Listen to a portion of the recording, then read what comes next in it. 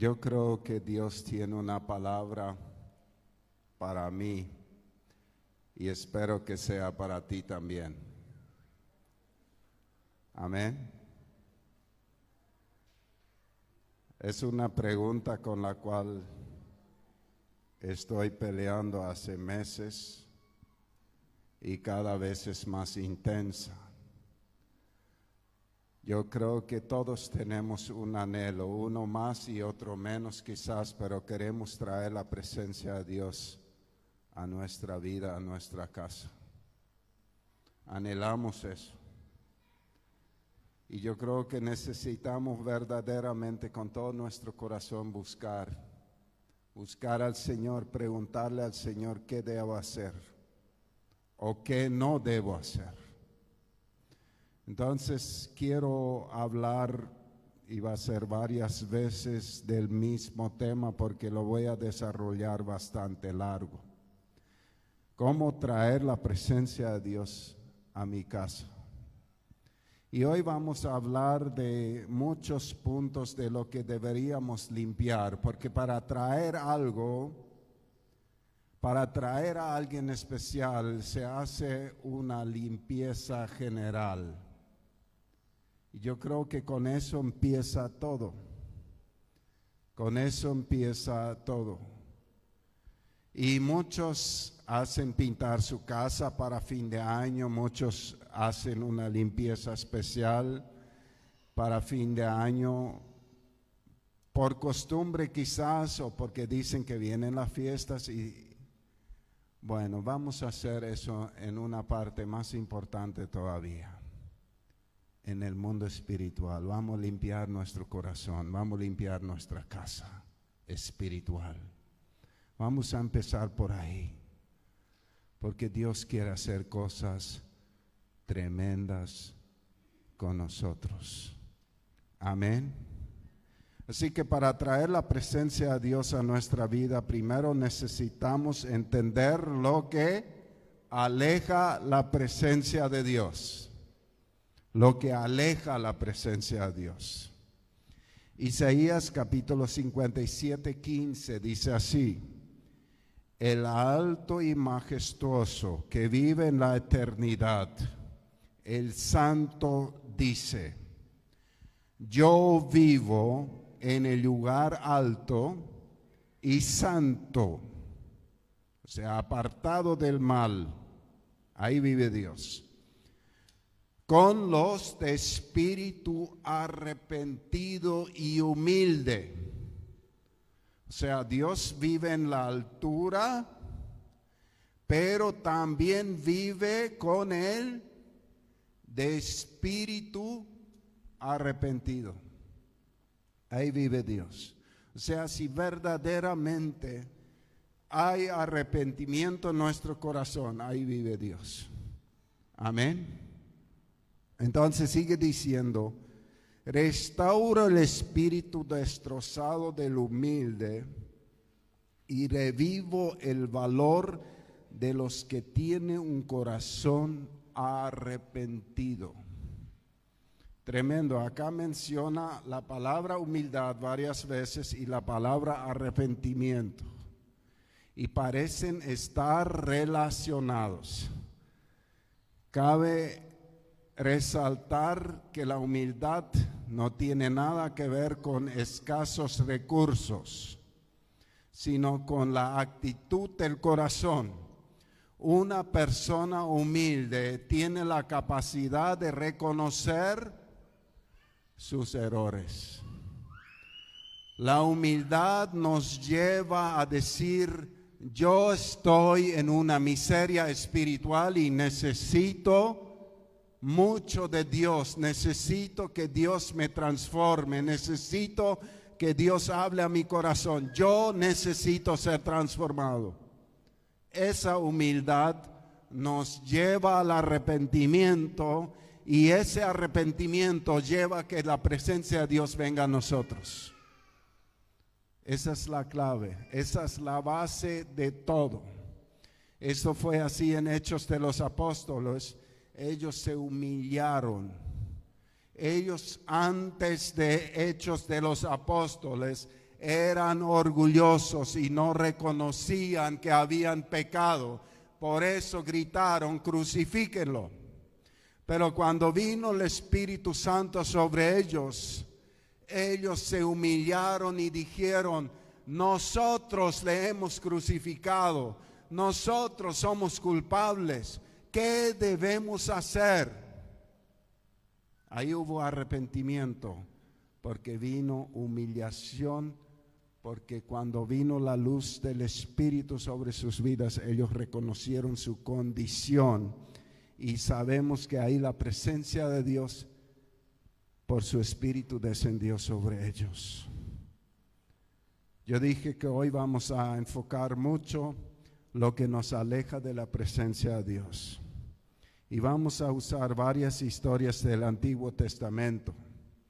Una historia muy impactante está en Josué capítulo 7. Los israelitas habían vencido, habían destrozado a la gran fortaleza Jericó, que era imposible vencer con mano de hombre. Dios la había derrotado por ellos. Y había euforia. Vencimos la ciudad más fuerte. Y ahora había un pequeño pueblito por ahí y habría que vencerlo, y se fueron con un grupo de soldados especiales y perdieron la guerra. Entonces no entendieron. Lo primero que hicieron fue culparle a Dios. ¿Alguna vez lo hiciste? Decir, Dios, ¿por qué no me ayudas? ¿Dónde estabas? ¿Dónde esto? ¿Dónde aquello? Yo creo que todos ya lo hicimos. Es una pregunta equivocada. Tenemos que revisar nuestro corazón. Josué estaba ahí en el suelo, él estaba llorando, él estaba diciendo, ahora todos nos van a venir encima, ahora ¿qué vamos a hacer? Seguramente todos se van a enterar y van a venir todos juntos, y perdimos contra este pueblito, ahora nuestra derrota va a ser grande. Y Dios le dice, ¿qué haces ahí? ¿Qué haces ahí? Dice, pero el Señor le dijo a Josué, levántate. ¿Por qué estás ahí con tu rostro en tierra? Israel ha pecado y ha roto mi pacto. Robaron de lo que les ordené que apartaran para mí. Y no solo robaron, sino además mintieron y escondieron los objetos robados entre sus pertenencias. Por esta razón, los israelitas huyen derrotados de sus enemigos. Dios es claro, por esta razón. No sé si me están entendiendo. Por el pecado han sido derrotados. Entró el pecado y entró la derrota. Así que para traer la presencia de Dios a nuestra vida, tiene que haber un profundo arrepentimiento. Acá Dios le muestra en una foto cuál es el problema. El problema era el pecado. Y vuelve más fuerte. Ahora Israel mismo será apartado para destrucción, dice Dios. No seguiré más con ustedes, a menos que destruyan esas cosas que guardan, que están destinados para ser destruidos. O sea, lo que Dios le está diciendo, Josué, yo te voy a explicar por qué perdieron. Ustedes perdieron porque yo no estuve ahí. Yo no estuve con ustedes. Y yo no estuve con ustedes porque ustedes pecaron. Yo me retiré de la guerra. Y si ustedes no van a limpiar eso, yo no voy con ustedes. Es más, en otra parte dice, mi mano va a estar del lado contrario. Mi mano va a estar en contra de ustedes. O sea, ¿por qué Dios se retiró? Porque Él es santo. Porque Él vive en un lugar santo y vive donde hay un espíritu humillado y arrepentido.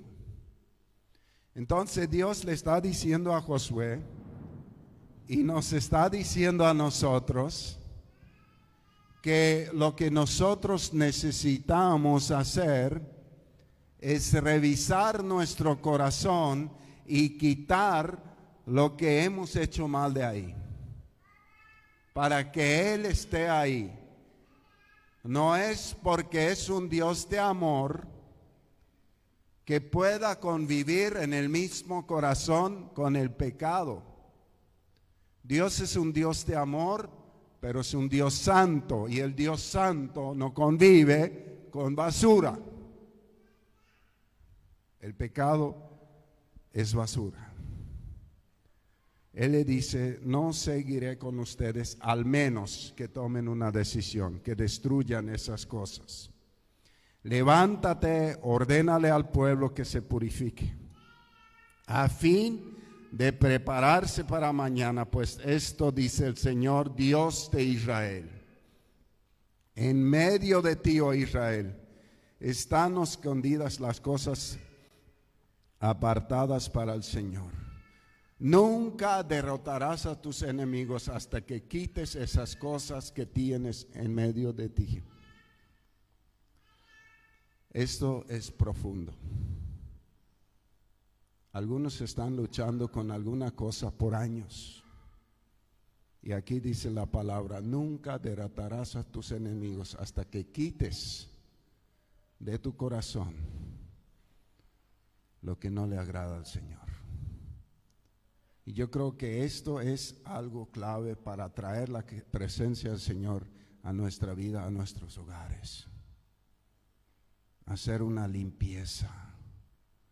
Reconocer lo que está mal, humillarnos, arrepentirnos. ¿Qué significa arrepentir? Reconocer y dejar de practicarlo y ir en otra dirección. Confesar los pecados y apartarnos de ellos para alcanzar misericordia. Y lo impactante de esa historia es que fue un hombre que lo hizo y afectó a toda la iglesia. La iglesia de Israel estaba en derrota a causa del pecado de un hombre. Y muchas veces estos afecta. Una persona de la familia infecta a su familia, una familia en la iglesia infecta a la iglesia. No la gente nueva que viene sin Cristo, sino alguien que está en Cristo pero sigue practicando el pecado. Afecta e infecta y es contagioso.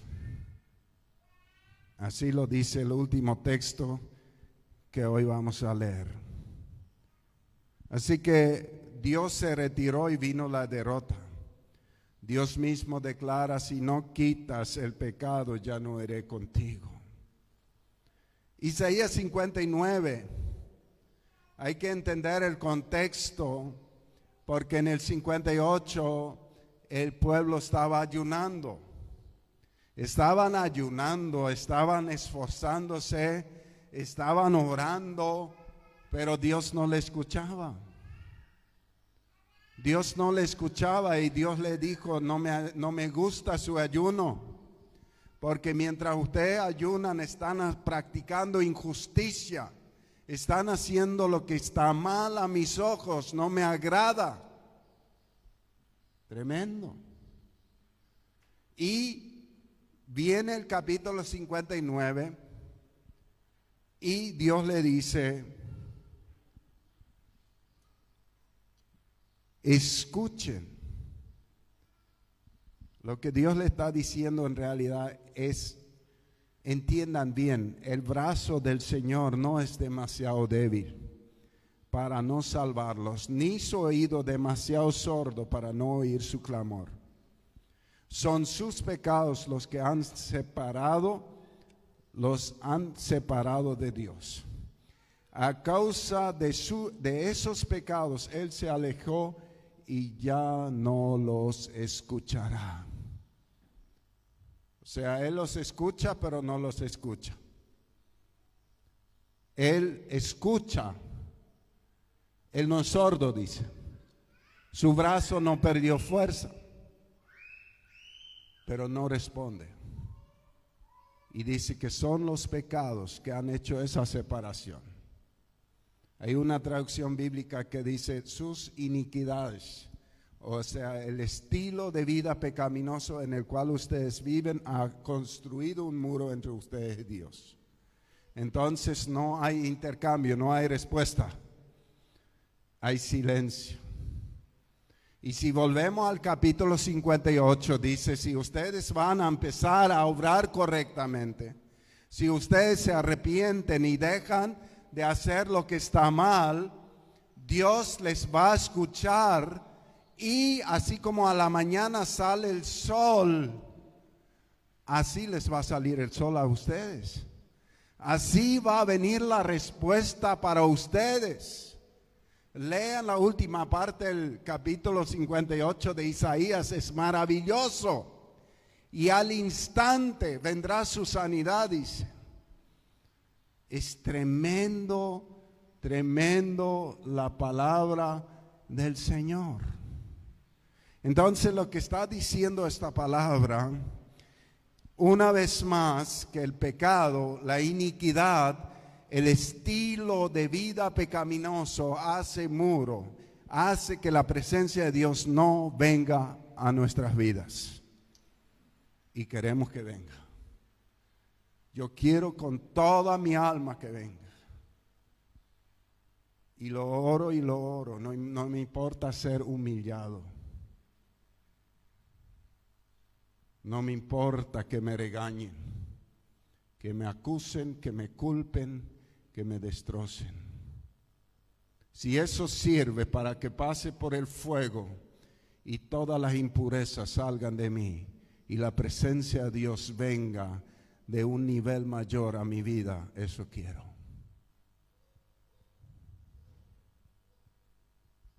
Eso quiero.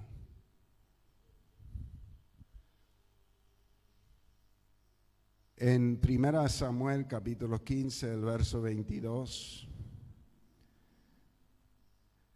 estamos hablando de la historia del rey Saúl que había sido ungido y la gloria de Dios estaba sobre él y Dios le había dado poder para vencer a los enemigos, y Dios le dio una orden que elimine a todos los amalecitas, y Saúl se fue con esa orden y la cumplió casi 100%.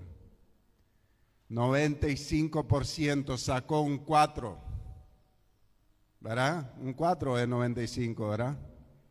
Yo no sé muy bien porque pocas veces saqué esa cantidad. No sé usted, ¿eh? Entonces, 95% él obedeció. Y hoy día íbamos a decir, qué bueno, espectacular, qué obediente Saúl. Y vino él y encima con argumentos buenos. ¿Alguna vez argumentaste para justificar lo que hiciste mal? Yo creo que todos. No hagamos eso. Simplemente reconozcamos nuestros errores y apartémonos de ellos. La justificación es lo peor que se puede hacer. La gran diferencia entre David y Saúl era que Saúl justificó y David reconoció. Otro enfoque que quiero mostrarles en ese relato es que Saúl dependía de la opinión de la gente y ignorara la opinión de Dios. ¿Cuánto dependes de lo que otros dicen? ¿Cuánto dependes de lo que algún pariente te dice? ¿Cuánto dependes tú? Tú ya sabes en tu corazón que no está bien, pero como que el fulano, como que el amigo, como que el compañero de trabajo que es bien reconocido, como que el pariente a quien todos le escuchan, te dice, tú no estás haciendo lo que Dios te dice. Cuidado. Saúl siempre escuchaba a sus militares y sus militares decían, ¿y qué tal si traemos esas vacas tan gorditas? ¿Qué tal si traemos, mira, estas ovejitas son de raza? Esas son bien buenas para un buen asado, encima vamos a traer sacrificios a Dios. ¿Qué tal si le traemos al rey? ¿Qué tal si traemos algunos esclavos? Mira que la idea de los generales era más buena que la de Dios. Así muchos opinan hoy. Dios había dicho, yo quiero polvo y cenizas, nada más.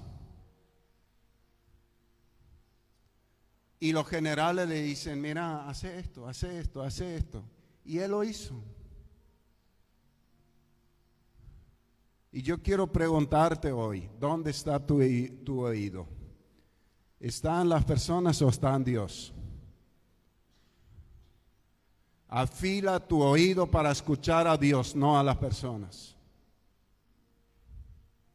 Si tú dependes de la opinión de la gente, vas a errar el blanco en este último tiempo que estamos viviendo. Necesitamos aprender a oír la voz de Dios. Saúl perdió todo por esa desobediencia y siempre fue el resultado de temer más a los hombres que a Dios. El qué dirán. Y si soy más radical y si yo me entrego totalmente y si me dicen a mí que soy un fanático o si me dicen que ya te volviste pastor, que ya te volviste esto, que ya te volviste esto y esto y esto. ¿A quién quieres agradar? Pablo dice, si yo quiero agradar a los hombres, ya no soy siervo de Cristo. Tremendo. Entonces, Saúl desobedeció. Y el Señor le envió al profeta Samuel y le dice, ¿qué es lo que más le agrada al Señor? ¿Tus ofrendas quemadas y sacrificios o que obedezca su voz? O sea, el argumento de Saúl fue que él hizo mejor.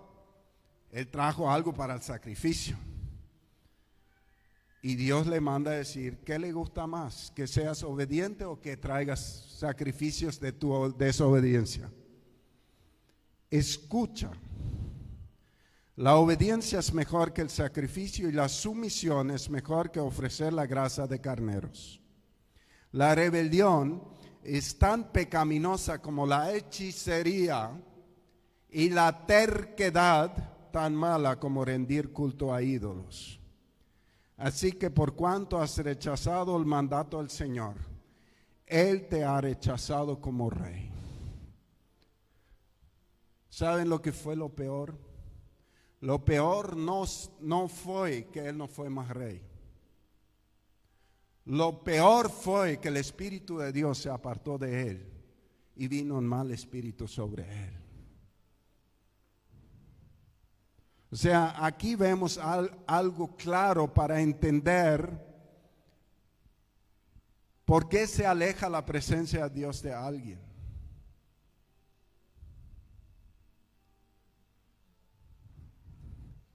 Por eso el salmista en el Salmo 51, cuando él había pecado,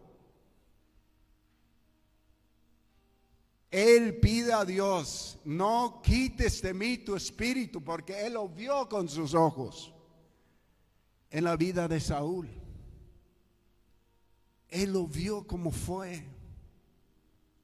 Él vio la ruina, él vio los escombros que causa el pecado, que causa cuando la presencia de Dios se aparta de alguien.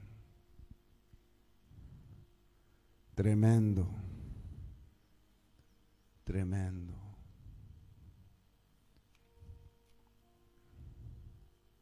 Quiero leer 1 Corintios capítulo 5, el verso 1 y después el 6 y 7. Pablo está hablando a la iglesia de Corinto. Había un caso de inmoralidad sexual que se estaba tolerando en la iglesia. Y Pablo dice, me cuesta creer lo que me informan acerca de la inmoralidad sexual que hay entre ustedes. Algo que ni siquiera los paganos hacen. Me dicen que un hombre de la iglesia vive en pecado con su madrastra. Este es un pecado específico. Todos los pecados son graves.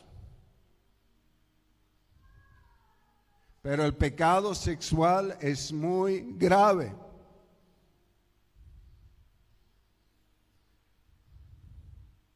Destruye todo. Destruye el corazón de aquel que lo hace. Afecta y contamina a la familia. Afecta y contamina a la iglesia. Por eso sigue diciendo en el verso 6. Es terrible que se jacten sobre dicho asunto. No se dan cuenta de que ese pecado es como un poco de levadura que impregna toda la masa. Está hablando de la iglesia, Pablo. Cuando vos pones un poco de levadura en la harina, entonces afecta toda la masa. Y Pablo dice, si ustedes están aceptando el pecado moral en su iglesia, eso afecta a todos, contamina a todos. Por eso dice, desháganse de la vieja levadura, quitando a ese perverso de entre ustedes. Entonces serán como una nueva masa preparada sin levadura, que es lo que realmente son. Cristo, nuestro Cordero Pascual, ha sido sacrificado por nosotros. La Biblia nos dice también en Corintios que somos templo del Espíritu Santo y que no hagamos de ese templo nada incorrecto. Yo creo que así como dije al principio, nosotros anhelamos la presencia de Dios. Sabemos que es real. Sabemos que Dios quiere manifestarse de una manera mucho más fuerte entre nosotros. Yo estoy totalmente convencido que el modelo de Hechos es el modelo que Dios quiere para nosotros hoy. Pero el diagnóstico que nos da la palabra del por qué hay tan poco está muy claro escrito en esta palabra. El por qué muchas veces estamos como Josué llorando y diciendo ¿por qué sigue mi derrota? Es porque Dios dice hay algo en tu corazón que necesitas quitar. Si no, yo no iré contigo. Lo lindo es que Dios nos sigue diciendo en presente continuo, yo vivo en el lugar alto y santo y con los de espíritu arrepentido y humilde. Así que lo que Dios nos está diciendo es eso lo que tú y yo necesitamos hacer. Humillarnos, reconocer, pedir perdón, perdonar, liberar nuestro corazón. Yo creo que es importante. Necesitamos ser más sinceros. Mucho más sinceros. Tantas veces revisamos nuestro corazón, pero cuán pocas veces realmente queremos saber lo que hay adentro. Y a veces Dios, después de muchos años, nos está mostrando un punto, un rencor, un resentimiento, un algo que no perdonaste, que tienes ahí. Y Dios no puede habitar en un corazón donde no hay perdón. Porque si yo no perdono, no puedo recibir el perdón de Dios.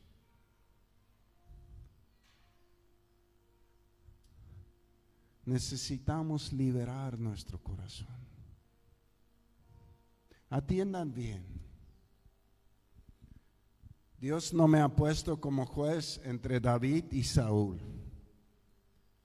Pero si uno lo mira, uno dice que el pecado de David fue mucho más grave que el de Saúl. Pero hay algo que me llama la atención. Saúl justificó su pecado. Hasta le parecía que él había actuado mejor quizás de lo que Dios hubiera actuado. Él trajo los animales para el sacrificio, ¿no era bueno eso? David se humilló, estuvo en el piso una semana llorando, no importándole la opinión de nadie. Era tal su humillación y su arrepentimiento que los que estaban ahí cuidando, ellos decían, cuando el niño murió, decían, si ahora le contamos, si está así, ¿qué va a hacer si él se entera? Humillación y arrepentimiento. Él fue restaurado. Él fue perdonado. El Espíritu de Dios no se apartó de él. Saúl fue desechado. Lo que necesitamos es reconocer nuestra miseria espiritual. Y quiero decirles otro detalle. Mientras otros tienen la culpa de mi miseria espiritual, no hay humildad ni arrepentimiento en mi corazón. No importa si me creo muy humilde, soy orgulloso. Una señal de que no hay arrepentimiento si otro tiene la culpa.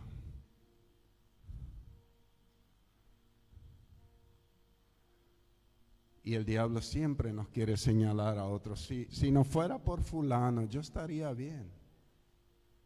¿Y qué tal si le perdonas al fulano y arreglas tu corazón para que estés bien? Porque Dios quiere que estés bien. Dios quiere restaurarnos. Dios quiere venir y morar en nuestro corazón. Dios quiere llenar nuestra casa de su presencia. Dios lo quiere. ¿Quién lo anhela más, tú o Dios? Dios. Él lo quiere, sí lo quiere. Así que lo que necesitamos hacer es limpiar la habitación. Y a veces nos cuesta. Podría estar hablando hasta mañana. Pero donde más nos cuesta es lo que Dios le dijo a Gedeón. Dios le dijo a Gedeón: ya te di señales que te llamé, ahora andate a tu casa. Echa el ídolo de tu padre, el dios, la diosa Acera y el ídolo de Baal, échalo, destrúyelo y hazme un altar al Señor. Y dice que él tuvo miedo, porque eso nos produce miedo cuando es enfrentar nuestra propia familia. Pero se fue de noche, destruyó el altar de su padre, destruyó las imágenes a Baal y a la diosa Acera. Eso es la primera parte. En realidad lo que pasó ahí es santificación. Apartar el pecado, y ahora construye un altar a Dios para adorarlo, para obedecerlo, para entrar en comunión con Él. Eso es lo que Dios espera de nosotros, para que su presencia descienda. Poco después de haber hecho eso, dice: el Espíritu de Dios se vistió de Gedeón. La gloria de Dios vino sobre él. Fue transformado y dio la libertad a todo su pueblo. Vamos a ponernos de pie y vamos a orar. Amado Dios, en el nombre de Jesús, venimos a ti y te doy gracias. Tú eres tan maravilloso. Tú quieres nuestra libertad. Tú quieres hacerlo con nosotros, y yo te pido que nos ayudes a humillarnos y a arrepentirnos. Te pido que abras nuestros ojos para ver nuestra propia miseria. Te pido hoy que no nos muestres la miseria de otros, sino solo la nuestra.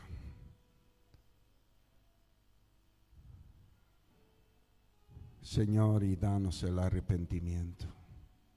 Ayúdanos a alcanzar esa gracia. Purifícanos. Ayúdanos a ser tan radicales como Josué, que quitó todo de en medio del campamento y tu presencia volvió a él, Señor. Espíritu Santo, obra en nosotros. En el nombre de Jesús. Amén.